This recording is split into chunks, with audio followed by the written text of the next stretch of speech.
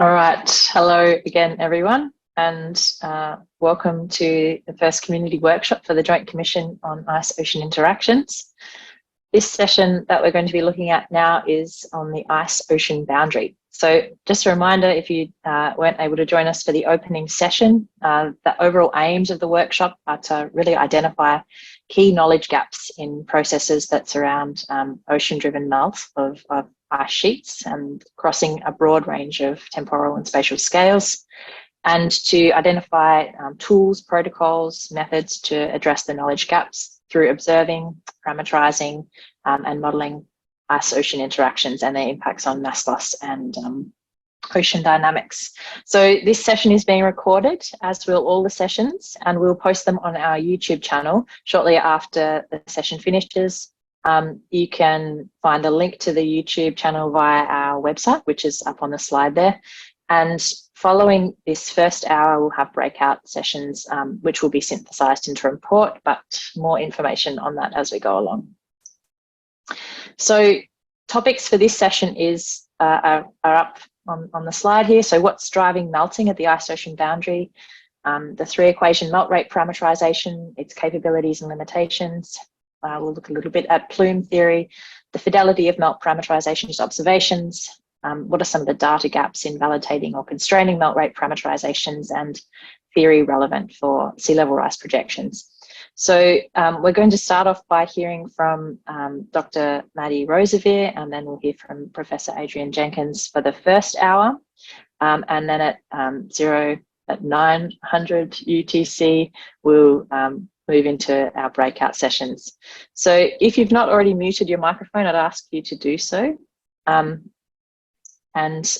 Please keep your microphones muted while we're hearing from our keynote speakers. So the keynotes will each speak for 20 to 25 minutes, and we'll have 5 minutes of questions at the end of each talk.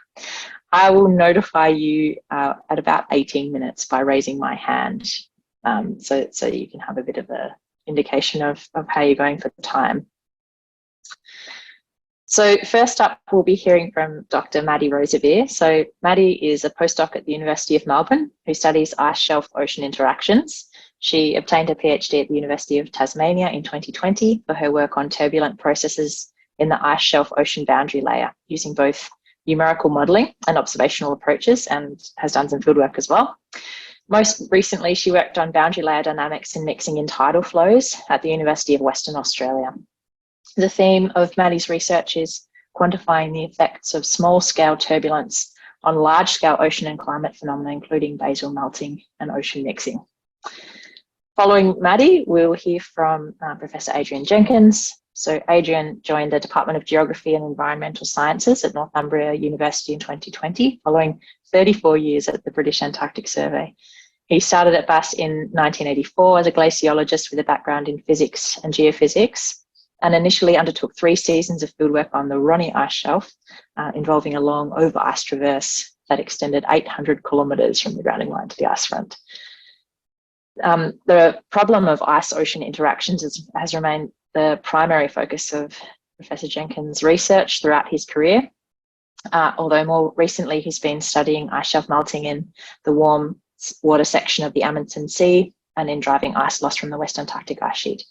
He's developed and applied numerical models of varying complexity to the problem of ice shelf ocean interactions, and including novel observational techniques, phase-sensitive radar, and autonomous underwater vehicles to collect data and validate the models. Most recently, he's used simple models to study flow and mixing within the ice-ocean boundary current and the large-scale forcing on the flow.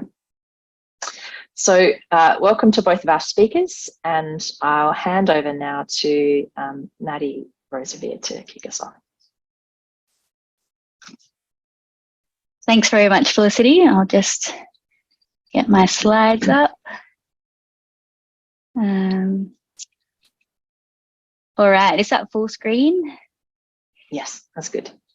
Brilliant, thank you. Yeah, I'm not sure if anyone appreciates quite how nervous I am to talk about some of Adrian's own work to him today. But anyway, onwards. Yeah, thanks so much for tuning in, and thanks very much for having me. I'm extremely honoured to be talking in this great lineup. So Adrian and I were given the mandate of talking about the physics of the ice ocean boundary, and we sort of decided to break that up into me talking about the sort of small scale processes, so zooming in on the ice ocean boundary layer, and he'll talk about sort of larger scale perspective and zoom out, so to speak. Of course, it doesn't change the first time. There we go. All right, I guess to explain a little bit what I mean by zooming out, this is our zoomed out picture of our ice shelf with ambient ocean beneath it.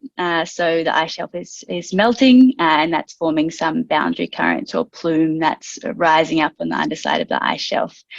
So sort of in this system, we might be interested in this plume and how it evolves along the ice base within the cavity and what kind of melting it drives and how those things are related. But if we zoom in, oh, there we go. We zoom in to remember to use my cursor. We get this sort of, I guess, simpler view. So we've got our ice shelf up top, and we're just considering the narrow layer of ocean beneath it. So that's our ice ocean boundary layer, and that's the region that's really feeling the effects of the ice. And so sort of in this zoomed in perspective, we are interested in trying to relate the local flow properties just outside this boundary layer to the basal melt rate. And we're thinking about things like the vertical transport of heat and salt and the physical mechanisms that are controlling the basal melt rate. So yeah, to just briefly tell you where we're going, I'm going to start with what's driving melting. So like what are the conditions, what's the forcing, and then describe some of the mechanisms controlling the melting. I'm going to talk about the three equation parameterization, how it works and how it compares to observations. And I'm going to share with you, I guess, some insights from recent observations and numerical simulations, looking mainly at the effects of buoyancy beneath ice that's horizontal or close to horizontal and double diffusive convection. So what drives basal melting? Heat is a pretty simple and kind of intuitive answer. We tend to quantify it using something called the thermal driving. So that's the elevation of the temperature above the local freezing temperature, which is pressure and salinity dependent. So that's what I'm showing on this plot here, which is Sushil Adusimilis, and he's probably here, so more talking to people about their own work. But what he's plotted here is the thermal driving on the continental shelf around Antarctica, and then where there are ice shelves, he's plotted the basal melt rate. So I guess what you can see is that there's sort of a range of thermal driving from 0 degrees, so the water is at the local freezing temperature, to sort of +4 degrees. And that in general, we have high melt rates where we have warm ocean temperatures. But I guess an interesting sort of aspect of this is that that this pressure dependence of the freezing temperature is really important. So water that's at the surface freezing point can still drive really elevated melt rate at depth. And so that's what we see, for example, at the Amory ice shelf, where the grounding line is about 2 kilometers deep. Okay, this might be slightly less intuitive to some people, which is the role of ocean currents in driving basal melting. I thought I'd illustrate it with some really neat observations. So this is the melt rate on the y-axis, and then the current speed on the x-axis. And what you can see is a really nice relationship between those two things. So this is for a more or less fixed thermal driving. And I'm going to talk more about this later, but I guess the general idea is that friction between the ice, which is stationary, and the ocean, which is flowing, drives turbulence, and that turbulence is enhancing heat transport to the ice. In terms of what is driving our currents or driving this velocity beneath the ice, it could be a plume, like I sort of mentioned at the start, which is sort of prevalent in some locations. In other locations, we have really strong tides. So these are sort of the maximum tidal velocities from a barotropic tidal model. And you can see that some ice shelves, like the Filchneroni, have super fast tidal currents, and then other locations, like in the Amundsen and Bellingshausen seas, the tides are sort of negligible. So we have this whole range of forcing conditions from sort of calm to really energetic flows. The reason I'm going into all of this is because in this talk, I'm going to try and convince you that there's a lot of different physics happening beneath ice shelves. And so I think it helps motivate it to see that there's a really big range of conditions driving those different processes. Okay, this is our ice-ocean boundary layer, sort of simple conceptual model. So we have our ice up top, ocean below it. And over our boundary layer, which is sort of 10 meters thick, it's predominantly turbulent. But we can't have turbulence right next to the ice because it's a solid boundary. Right next to the ice, we actually have this viscous or diffusive sublayer, which is only millimeters to centimeters thick. So I guess when Felicity mentioned in her great intro talk, the really big range of scales that we sort of need to think about in these problems. This might be one of our smaller scales, this diffusive boundary layer. So yeah, heat and salt have to be transported across this layer by molecular diffusion. That's the only process available. And so ultimately the fluxes that drive the melting are diffusive in nature. All right, so what's driving this turbulence in the outer layer? So it could be our buoyant meltwater plume, like I described earlier. It could be some other far-field flow, like a tidal current. But I guess the makeup is somewhat similar. We have this turbulent region and then a diffusive sublayer next to the ice. So the first mechanism I wanted to talk about is convection. So this happens when we have vertical or sloping ice. So as I've said, the meltwater is buoyant, it's cold and fresh, and tends to flow upslope. So we have some transition to turbulence, and that I guess that transition happens is a buoyant instability mechanism, and that ultimately it's that's setting the basal melt rate. So there's been some really nice lab and direct numerical simulation studies looking at melting of vertical and sloping ice faces, and that's shown that the melt rate, which is m in this expression, is related to the temperature difference between the interface, that's our TB, and the far field. And then it also depends on the slope, so that's that theta here of the ice base. And there's some references. So what this is telling us is that the melt rate depends on the temperature, and that also depends on the slope. So as the basal slope gets steeper, our melting will be more rapid. The second mechanism that I wanted to introduce is current shear. So this can happen for horizontal ice or sloping or vertical. And it's what was going on in these neat observations that I showed you before.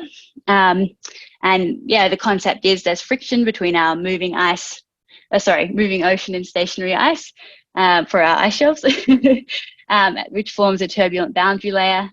And the mechanism that sets the thickness of this viscous sublayer and therefore the melt rate is a shear instability mechanism. And so under these conditions, the melt rate depends on the temperature, and it also depends on something that we call the friction velocity. So that's a turbulent scale, a turbulent velocity scale for our boundary layer, and that's related to the flow speeds. That's why we see this relationship in this nice plot. And here are a few, I guess, papers that have sort of investigated this relationship and found that it holds at certain conditions.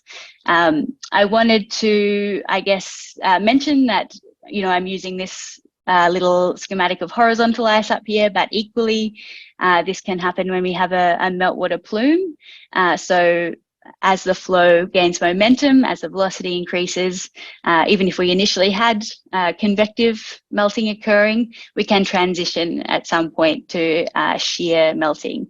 And so there's been some work done trying to sort of constrain when we see that transition in terms of a critical parameter or a critical velocity. But I think there's a lot of work still to be done looking at that. Okay, I think we're armed with enough knowledge to talk about parameterizations now. So yes, the three equation parameterization. This is our first one. It's a liquidus relationship or freezing temperature equation. So this is our interface temperature as a function of salinity and pressure. Our next two equations sort of take the same form of balancing fluxes to the ice-ocean interface. So if we think about the first one for heat, it's saying that the latent heat needed for melting is related to the heat flux supplied by the ocean, and then also the heat lost to the ice, so the difference between those two terms. And we have a similar expression for salinity.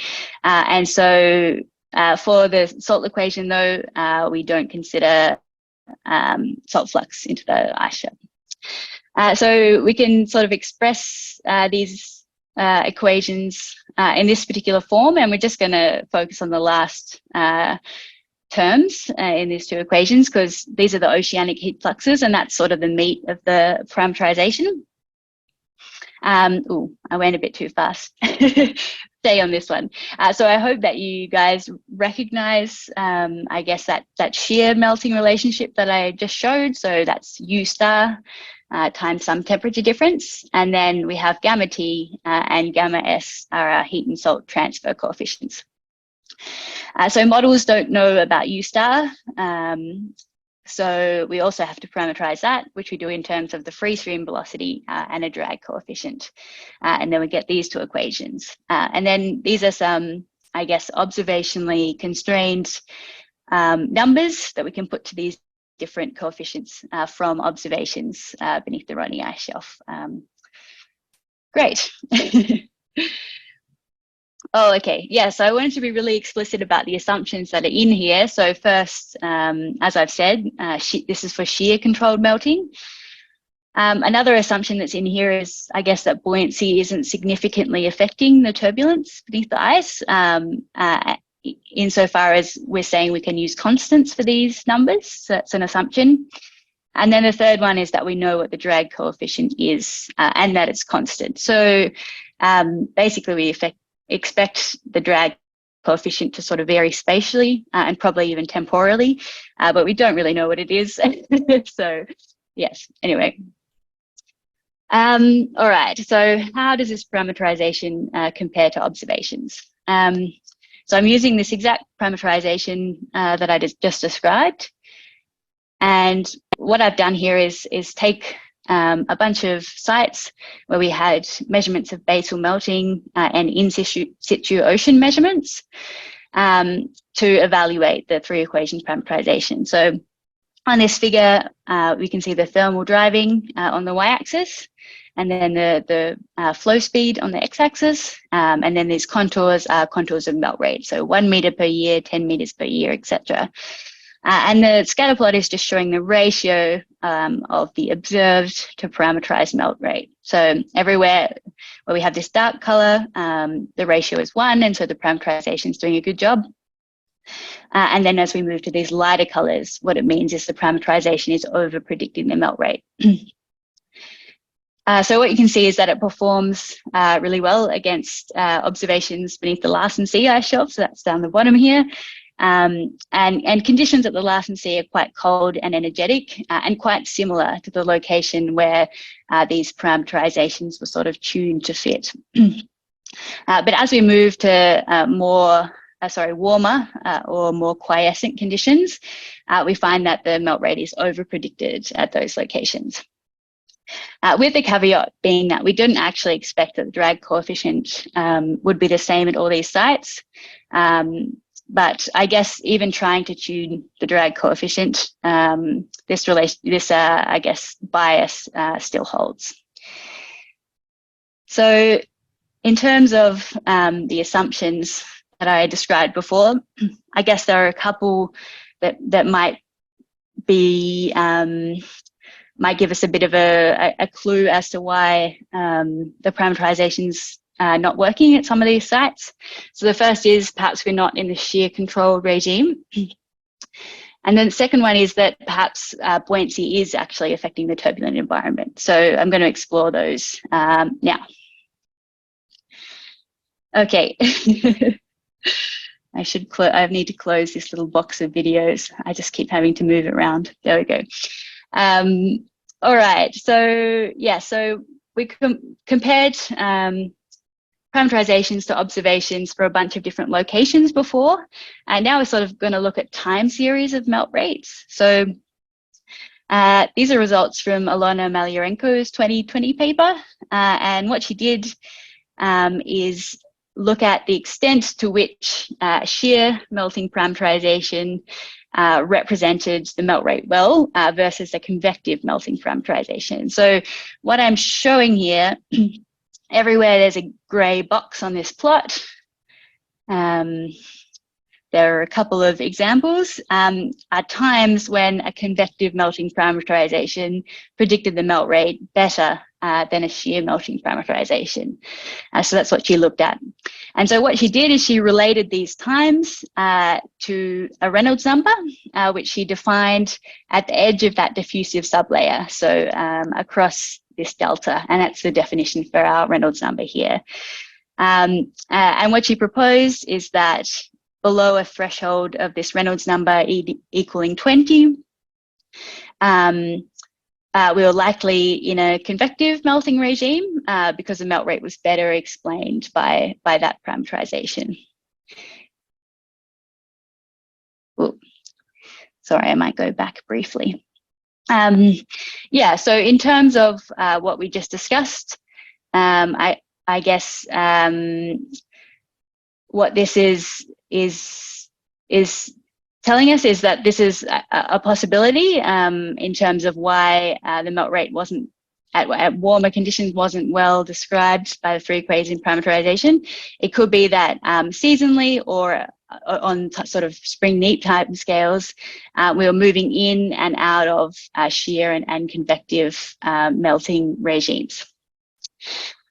All right, now I'm going to very quickly explore, I guess, the other hypothesis that I put forward, which was that perhaps buoyancy was affecting the turbulence beneath the ice.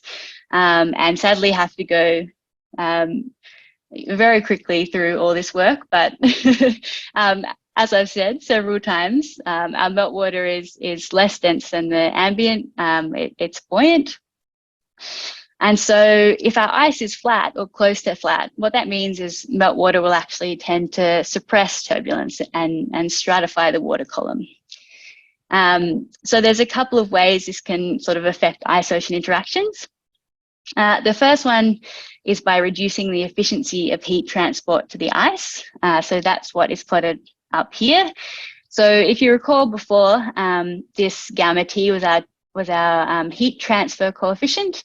And so this figure is from Kat Brugdenhill's 2019 paper. So these are numerical simulations. And so what she's showing here is that for a fixed friction velocity, the heat transfer coefficient is decreasing as we ramp up the thermal driving. So as we ramp up the buoyancy flux. So that's one effect. A second effect is that increased buoyancy can act to decrease the mixing depth beneath the ice and result in a thinner mixed layer, which will actually insulate the ice from warm water below. Because remember that our warm water is typically at depth in these systems. So if we're not mixing as much, we're not entraining as much warm water. So that's what this figure here, and this is from my paper, is showing as the buoyancy ramps up relative to other effects, this mixing depth will decrease.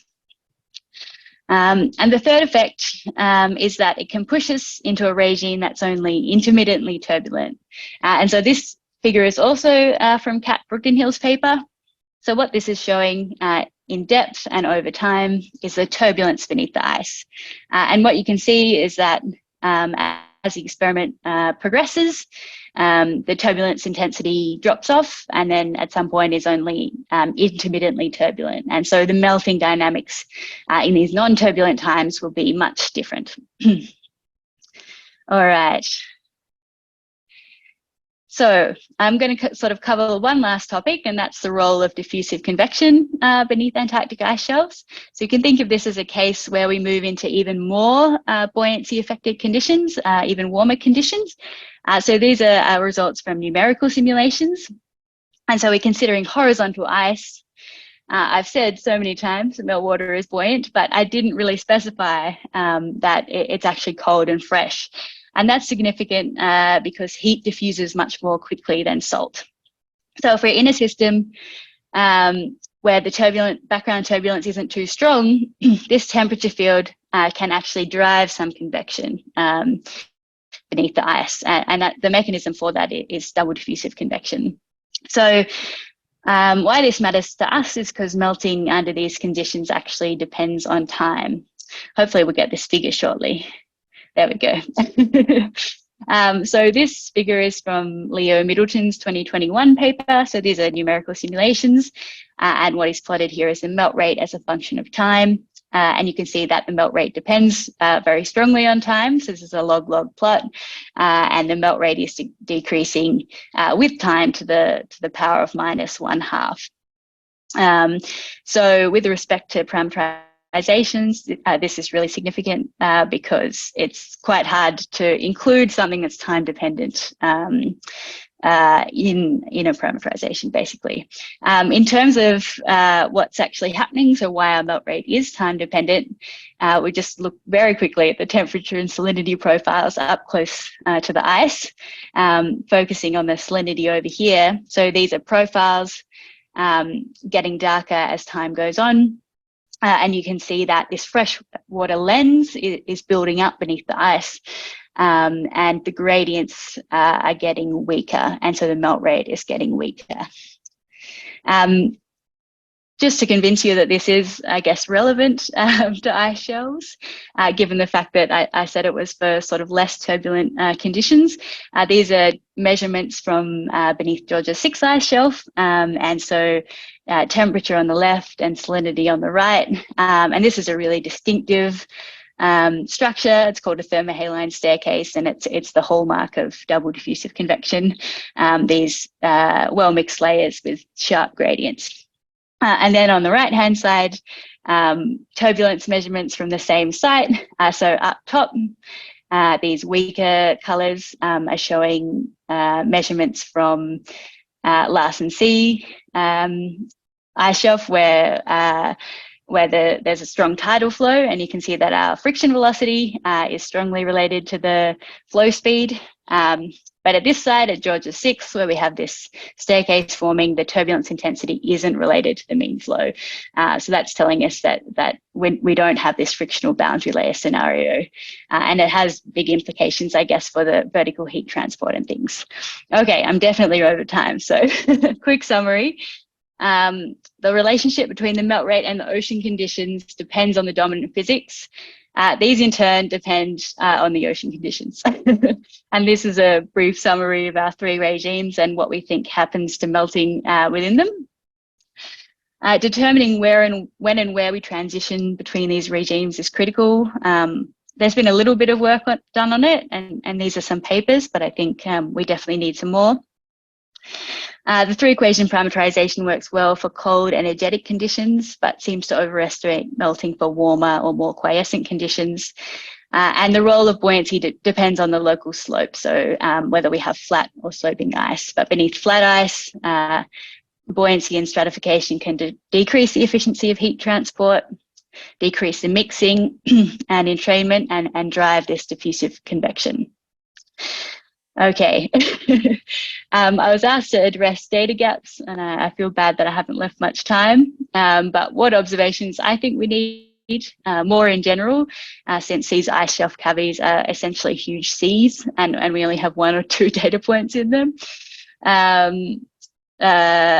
Turbulence measurements, I think, are particularly needed in terms of parameterizations that allow us to isolate the drag and transfer coefficients and constrain those parts separately, and look at stratification effects on turbulence beneath the ice.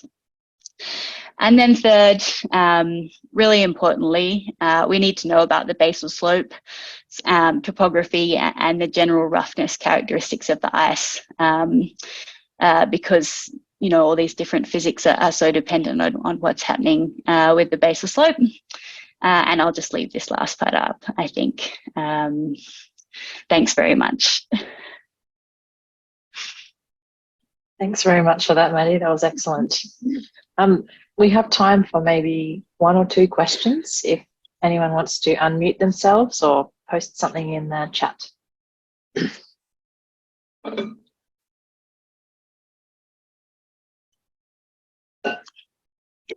Paul Holland.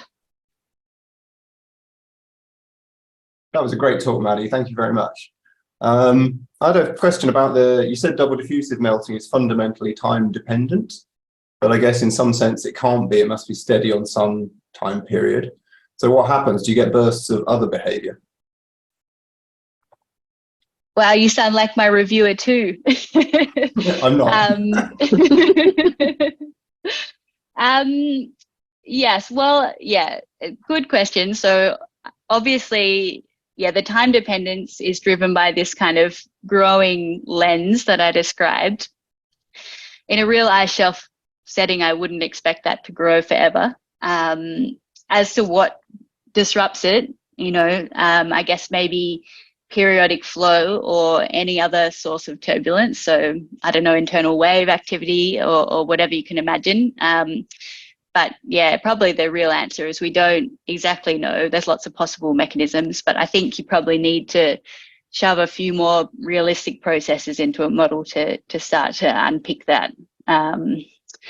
Yeah, and work out maybe what is a good average melt rate to take from that, or some frequency of disruption of the growth could give you an average melt rate to put into a parameterization. So yeah. Good. Okay, you passed my review. Thank you. That was easy. And Pedro. Go ahead, Pedro. Hi, can you hear me?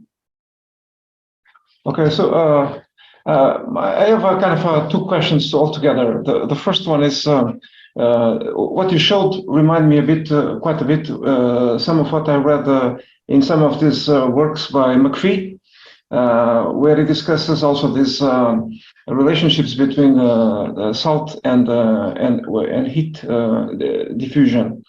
But my question is, in one of these situations when you have a fresher water layer, like you mentioned, that was actually the situation when these parameterizations were not working so well.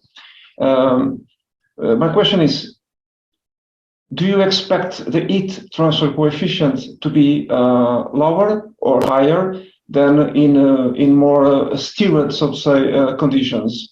And the same question I would like also to ask regarding the salt exchanges, because what I understood from previous works by McPhee is that in these conditions, this transfer coefficient changes dramatically. But I am a bit puzzled about the direction that is, let's say, defended by McPhee regarding these changes, and I would like to have your opinion about this. This is the first part of the question, and the second one is you mentioned the Reynolds number, and I was wondering if the Reynolds number could be a good criteria for us to actually predict when we go from one regime to another. Thank you so much. Thanks. I didn't quite catch one aspect of the question, as in I didn't understand which direction McPhee said that the transfer coefficient changed in, but I guess in any case I can still answer the question. So with increasing stratification effects, it decreases. So and a way to think about that is that the heat and salt transfer both become less efficient. The ratio of the two isn't fixed though, which is quite interesting, and I don't have an explanation for. And with respect to your second question, the Reynolds number I think is a good candidate.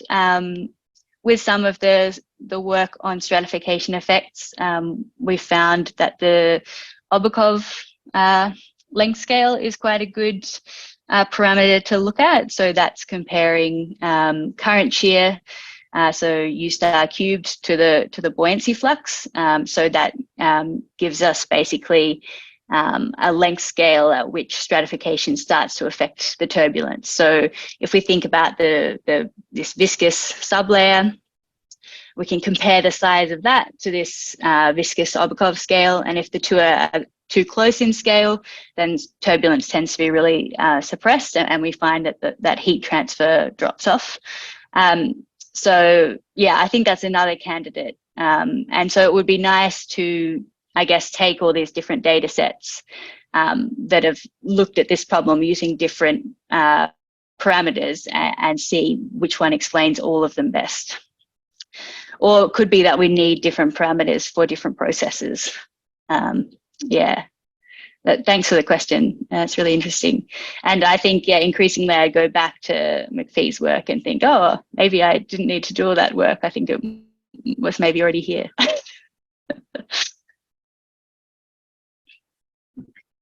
Thanks very much for that, Madi. Please, everyone, join me in giving a virtual clap to Madi.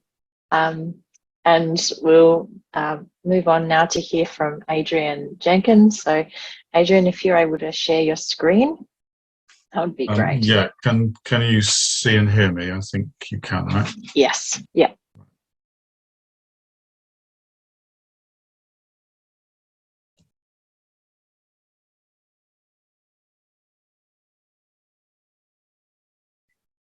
And you can see the presentation, can you? Yes, that looks good. Yep. Thank you. Okay, so first of all, many thanks to Madi for a really nice overview of what's going on within that small-scale mixing process within that boundary layer. So now, as Madi said, kindly introduced me, I'm going to zoom out now and take a larger scale perspective on what's going on in the cavity. And the main thing really is to try and understand, what's driving the flows that force Madi's boundary layer. Okay, so what dictates the properties of the and S and U, which Madi discussed, which drive the exchanges across the boundary layer. In particular, what vertical mixing processes we need to understand in addition to what control the S properties that boundary layer, and then also some of the processes that drive flow.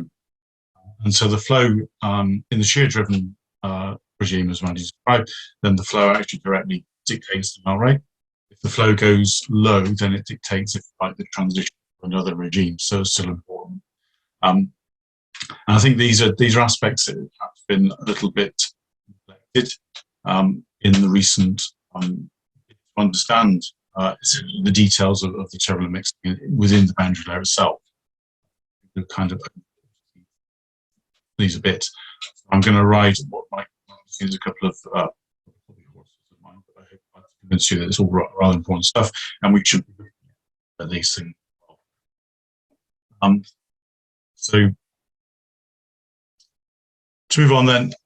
Sorry, Adrian, to interrupt you for a moment. I think the sound is cutting out a little bit. Is it? I wonder. Yeah, I wonder if maybe you are able to be a bit closer to the microphone.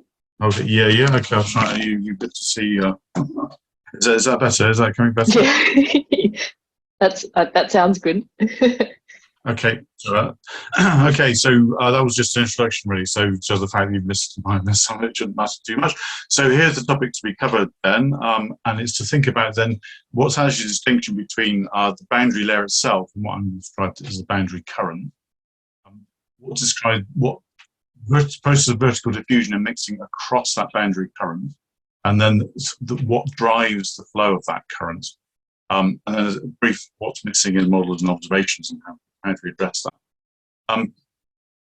So this picture shows what is largely the paradigm that people think about. And this is the idea of a plume, goes up the ice shelf base, transports the water past the ice shelf base, essentially drives the boundary layer.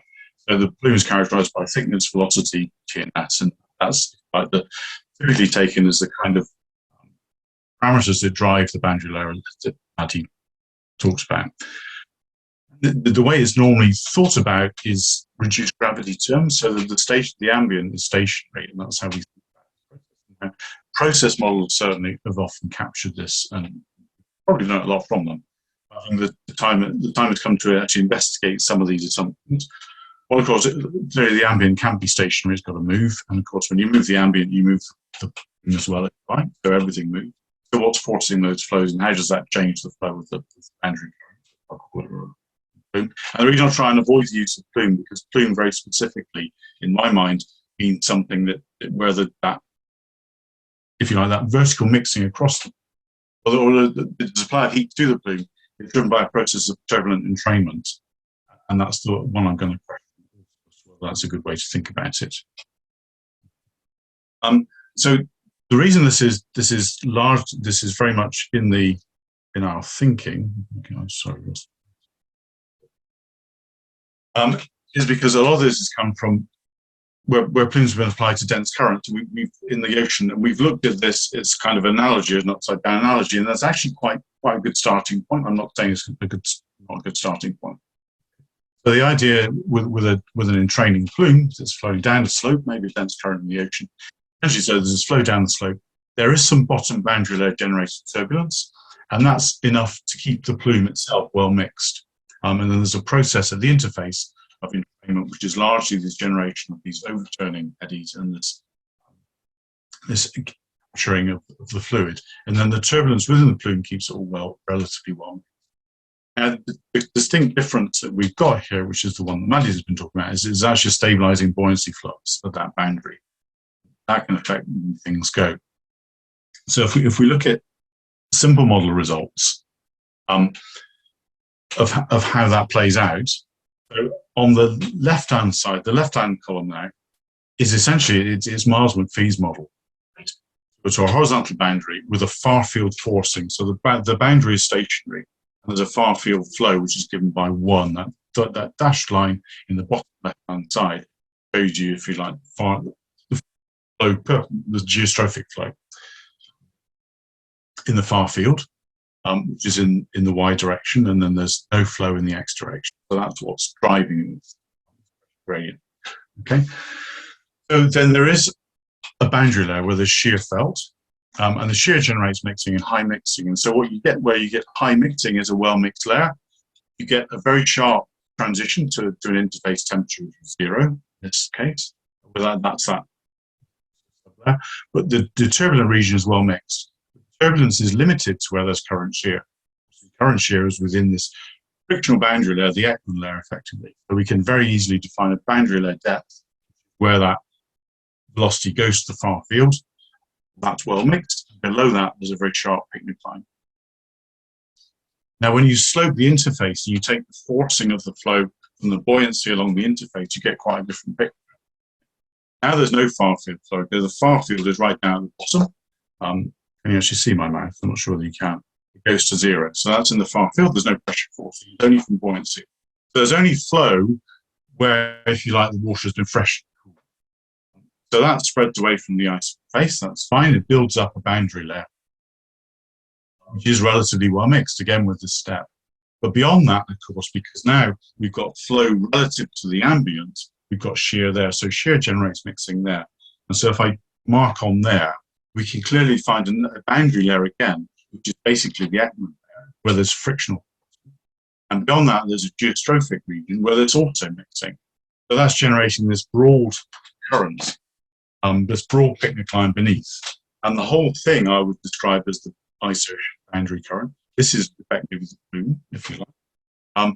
But it's characterized by a relatively well-mixed boundary layer, controlled by the process that Madi's been talking about, and then a broad, marginally stable picnic line beneath it. So there's two things to take away from this, okay? So if we want to drive Madi's parameterizations of melting, then the velocity we need is that one here, basically at the edge of the boundary there. Now, in the conventional boundary layer that Mars was talking about, then that velocity is the same as everywhere else in the ocean. It doesn't really matter much where we get that velocity from. And there's other baroclinicity that takes over, but that barotropic current forcing the flow, in this case, is well defined. It doesn't matter where we take the current from. In this case, we've got to take it from one place only, really, right at the outside of the boundary layer. Below that, the velocity is going to decay away. If we take a velocity down here and hope to drive a boundary layer current rotation, it's wrong. So the problem is, if we don't resolve the boundary layer in the models, it's not just a question of transfer across the boundary layer, it's actually the density deficit and the flow within the boundary layer of the background. Not just exchange, driven by a far field velocity and temperature and salinity. Things change all the way through this boundary current. So the other thing that I'll mention briefly is this dashed line here.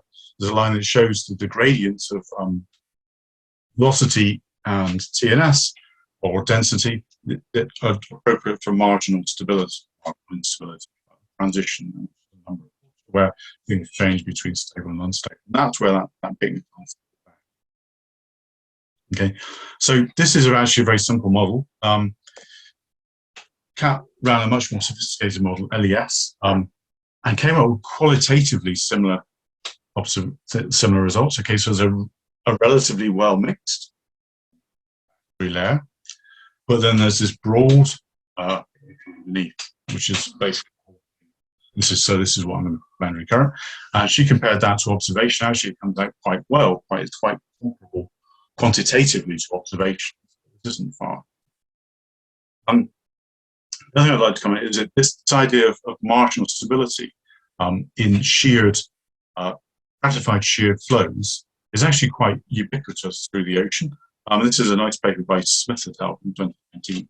The example they show on the left is actually stratification and shear from the tropical thermocline between the surface current and the equatorial undercurrent. And they show that, okay, there's the mean stratification and the mean shear, and some variability if you measure it, but it's always hanging around this richest number quarter, coming to this richest number quarter, and that's where it's staying. And they describe that in the within the context of a self-organized criticality, as they call it. So the whole point being now that the forcing steepens gradients of shear and stratification. When you steepen both, it's shear squared, buoyancy over shear, stratification over shear squared, that reduces the Richardson number. So you go towards this stage where waves can grow unstably, turbulence can form.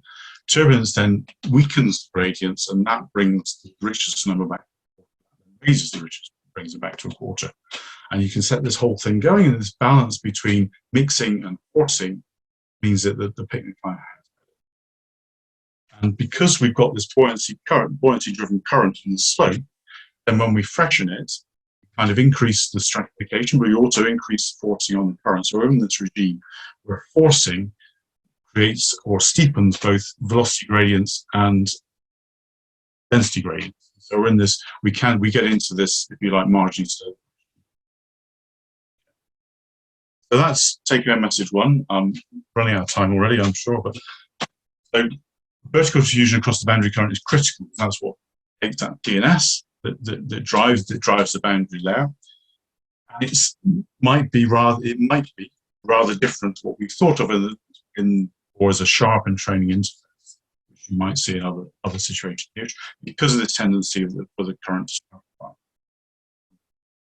What we see then is actually geostrophic flow beneath the boundary layer, largely geostrophic, it's sheared, and it's probably close to marginal stability. That's not. Okay, the other question that I'm going to come briefly now, if we've got time, is what's driving that flow? And there's two elements to that. So it's basically one line to the pressure, there's no wind force, so driving the flow. And there's two elements to that pressure forcing. One comes from basically, so if you look at integrate the hydrostatic equation from the top of the ice shelf down to the ocean, you end up with basically an expression like that. So there's surface deviations that drive pressure. is deviated from equilibrium. Then you integrate down through the ice shelf and then into the ocean. You take a gradient of that, you end up with a boundary gradient term which cancel with the pressure gradient in the ice. So effectively, I didn't mean to do that, have I? Annotated the screen. Apologize. Oh, it's gone. So essentially the pressure gradient generated by the ice balances this mean slope. I'll not go into details there. And so what's driving the flows then is this deviation from that equilibrium and the baroclinic structure. So that's the one that we've focused on before, in terms of driving the boundary layer. But actually there's two here. And if we set it up like this, then actually the baroclinic flow is 0 at the top of the ice shelf. No flow, unless there's this. So thinking quickly about how we put this together into a circulation beneath the ice shelf. I'm going to talk about a conceptual picture that Chris Little actually uses. The idea of just a sloping box beneath the ice shelf. And Chris looked at it as he had a flat picnic line, and they forced the flow by upwelling near the grounding line and downwelling elsewhere. Now what I'm going to do is say, well, what happens actually if you apply this box with this kind of marginally stable situation, you stratify it. And you look at the geostrophic currents in the interior and the boundary layers, the frictional boundary layers. And how do you put this together in terms of a circulation? What's actually driving, how actually does that surface layer circulate? What are the currents in it? Where is it going? Okay. So now if this were an infinite box going out of the screen, we wouldn't have to worry about the sheared currents coming forward. So we can build a picture of the circulation. This is the situation. So I'm going to change the situation slightly, and I'm going to slope this box, but the box has got curved walls, not straight. And now the linear stratification from top to bottom, very simple approximation, but it doesn't actually change. Shown on the left, and that gives me a geostrophic current which is 0 at the top, and then comes towards us out of the screen at the maximum at the bottom. So that's this current here. So there's a current along the bottom, so there's a frictional boundary layer at the bottom of the ocean.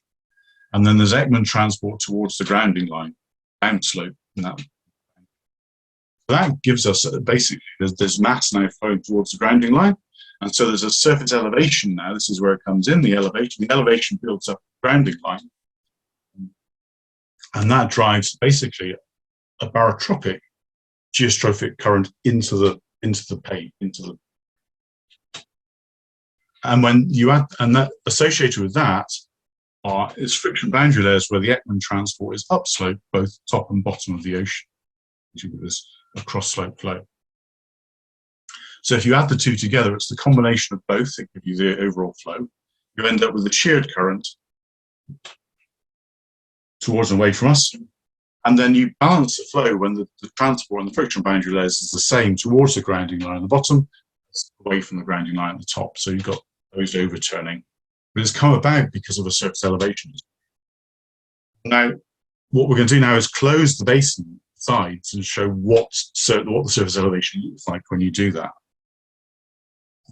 So the bottom left-hand corner then gives you the surface elevation. So it's high towards the grounding line and low towards the outside. That's the key thing. And it's driving flow across the cavity. But that means because we've got walls there, we've got to do something about that flow towards this wall and away from the wall at the bottom. So there's got to be a divergent flow along this wall and a convergent flow along this wall, and you've got to bring that mass back. And it comes back in terms of what we end up with that circulation. We end up with two counter-rotating jars. There's an anticyclonic one near the grounding line and a cyclonic one up near the ice front. The overall, we get the overturning circulation there. Right. This picture here shows you the flow in that top boundary layer. So this is the layer against the ice shelf base, the frictional boundary layer against the ice shelf base. Flowing across the ice shelf base, right, and up, if you like, this here at the top, which is the thing the west. But it's also flowing the opposite way near the grounding line. It's flowing up the other flank. So over both margins, over the topography, there's flow towards the ice front. layer and flow across. So this flow, particularly on the east, we wouldn't get from quite because it's more. So if you change that now to a more, sorry? Sorry, you're just cutting out a little bit as well. Oh, sorry. I'll try and get you closer. Thank you. So if you change to something that looks more like an ice shelf, this is kind of Klaus Grossfeldt's sort of easier wedge ice shelf with an open ocean. What happens is that high pressure region, we still got that high pressure region beneath the ice shelf and a low pressure region over here. What's happened is the anticyclonic gyre has expanded to fill most of the cavity, and the cyclonic gyre has contracted over this side. And so when we look at the flow in that top boundary layer, you see again, so flow up both sides of the cavity and flow sort of this way along the grounding line, that way along the ice front. So what we've got now is a question of outflow on both sides of the cavity, but this one on the west, that we think of normal, the only outflow you get with reduced gravity is now a sort of a sharp inflow-outflow feature. Okay. So this is quite different to a reduced gravity picture of the flow in that there. Is there any support in observation? I think there's observations and so this is Klaus Grossfeldt, the top row is Klaus Grossfeldt's picture, and this is the one on the left is the one we always think about. So it's vertical sidewalls and dominated by a cyclonic gyre. That's to dominate the thinking. Klaus published that 25 years ago. But if you look at figure 4 in that paper, I think it's figure 4, Klaus does another experiment where he sloped the sidewalls rather than having vertical sidewalls. He has exactly the same circulations I've just described there. Okay, so there's anticyclonic gyre that fills most of the cavity, and the cyclonic gyre, which is confined to the right. So he has outflows on both sides. Both sides. And that's actually more common in the observations than you'd expect. So if you look at these observations from 1985 on a bulb, on the ice shelf, you look in filtration trough and there's outflows on both sides of the trough. You look in Ronnie depression and there's outflow mainly on the eastern side of the trough. You can see the one on the west. In this trough again, there's outflows on both sides. You can even look at the one here on the western flank of filtration trough. You can see the structure. It looks like a kind of inflow-outflow feature. Again, these are observations from the Amundsen Sea front Doctrinine shelf. There's meltwater appears on both sides of the cavity. There are outflows on both sides to have support in the so take home message 2 then. Surface elevation is really important for forcing this boundary current. It's not a reduced gravity, it's kind of a concept with a stagnant lower layer. But it's not, the lower layer isn't infinite, it's not stagnant, it's got to move. So to move the whole cavity around and close the whole circulation, there's forcing on that flow, which is surface elevation, it's dynamic height really. In the past, when we discussed, or the surface elevation was discussed, and it's been, people talk about tidal forcing, time varying, but this is a time mean surface elevation forcing there, which is there to close the circulation. It has a big impact on the flow of that layer, which, if you like, forces the boundary layer. So the problem is, how do we observe this? So we've got almost no observation. So what I've talked about is conceptual, and it comes from simple models. There's almost no observations at all that can verify any of this. If you look at the atmospheric boundary layer, though, this is some data by Hans Ullmans. He studied the atmospheric boundary layer, particularly asymptotic winds, which in my mind are probably the closest physical analysis. There, basically, if you look at all the asymptotic wind literature, where it starts from is observations, right? So this is just one day. There's 8 levels. Every 3 hours, there's a profile of stratification and wind shear. And that's where it starts from. All this data, wind shear, like I showed Smith from the equatorial undercurrent. And that's what you need to tease out what's going on in terms of generating turbulence in the sheared, stratified environment. one way to get at that, obviously, you can lower a whole string of instruments into the water, or the atmospheric boundary layer people are now using what they call actively heat DTS to get this kind of stuff.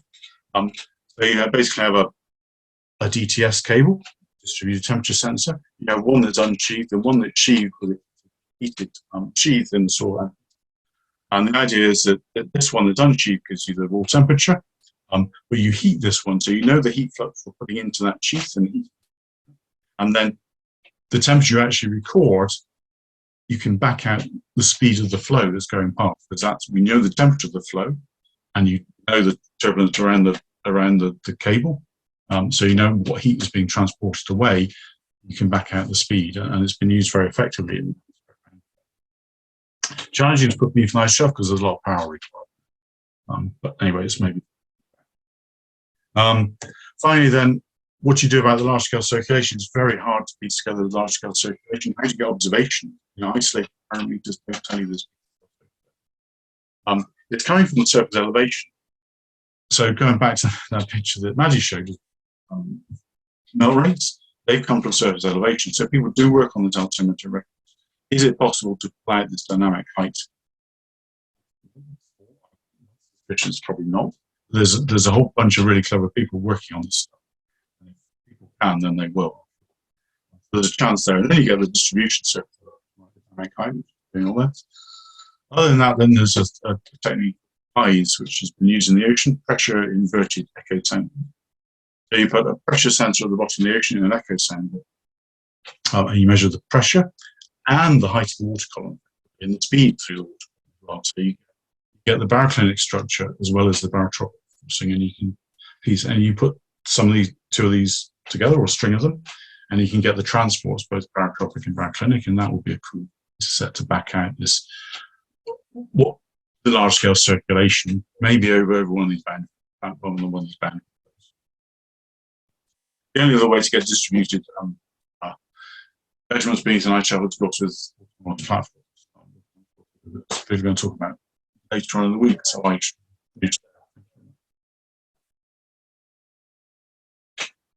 sorry, it was.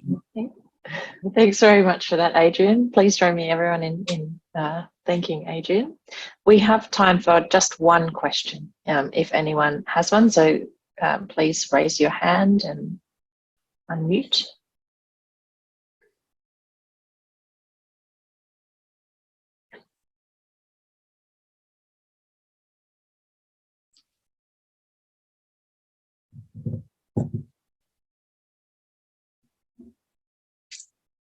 More questions?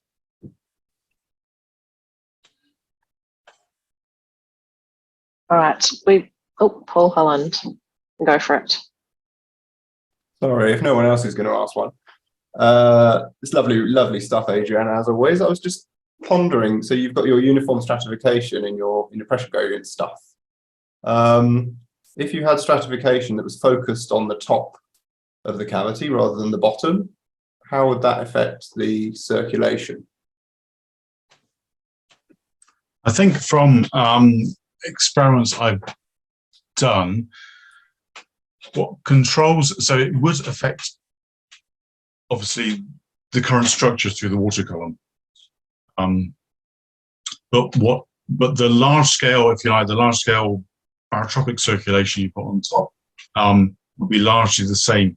What drives that actually is the density difference between the top and the bottom, and the structure between it doesn't matter. So if you know the density difference from top to the bottom, you construct that barotropic force on circulation, and then the details of whether it's linear or pick a climb with a mixed layer above it or what will then dictate the shape of the baroclinic profile through that.